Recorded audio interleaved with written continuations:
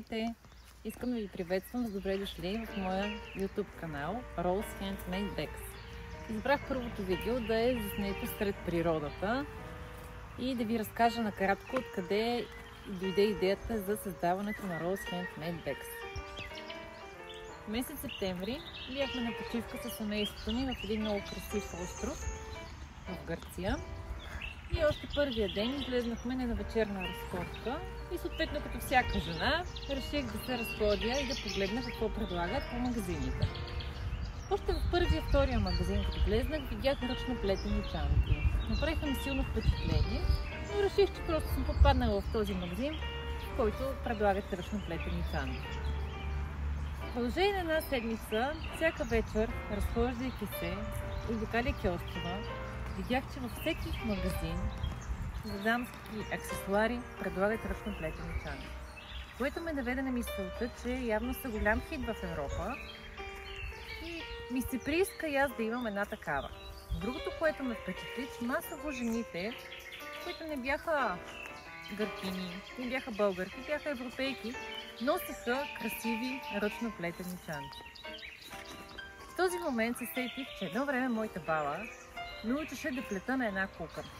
Не го бях правила, може би тогава съм била на 6-7 годинки и реших, че е време да се опитам, прибирайки се в България, да си спомня как се плетат и да си направя и за мен една ръчно плетена чанта. Още докато бяхме в Гърция, толкова много ме заинтригувах и толкова много ми харесаха чантите и започнах да си мисля какъв цвят искам да си направя, каква да си направя. Общото всичките ми дни минаваха в някакви планове, какво като се пребера искам да си изплета за себе си.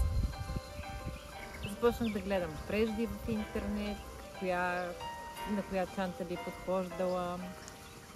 И в момента, в който се прибрахме в България, първата ми работа беше да отида до някой магазин за прежди и да си купя първата прежда и съответно куки, защото аз нямах и куки, нямах нищо. Имах само един детски спомен, как баба ми ме учила да плета на една кука. Нямах търпение да се прибера вкъщи и да започна. Първата чанта изненадващо стана много сполучлива. Много ми хареса и с радост си я носих. И интересното е, че забелязвах как хората спират погледите си и ме питаха откъде ти е чантата, много е красива. Когато им казах, че аз съм си я плела, бяха всички много впечатлени и изненадани. И така, изплетох си една, изплетох втора, изплетох на моя приятелка и установих, че забързаното ежедневие и умората, стреса, който всеки човек в днешно време има нужда от някакви разтоварващи хобита, които наистина да го разтоварват и да го зареждат. Това беше моето хоби. Така всъщност се роди идеята да създам Rose Handmade Bags и да показвам автентични, ръчно изработени чанти.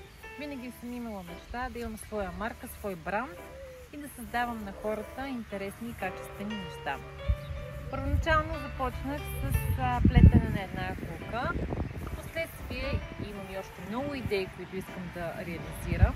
Например, ето това е едно мое изобретение с едни много красиво съчетаващи се два цвята, оранжево и пламено. Тя е изплетена не на една кука, тя е изплетена само единствено на пръсти на ръце. И вътре съм сложила допълнителна чантичка за съхранение, акцент златен цинджир. И мисля, че се получи едно наистина много красиво творение. Ако искате да разберете още интересни неща от моята история, както и детайли на чантите, които съм направила и които имам безкрайно много идеи в главата, които да направя, последвайте ме за още интересни видеа. До скоро!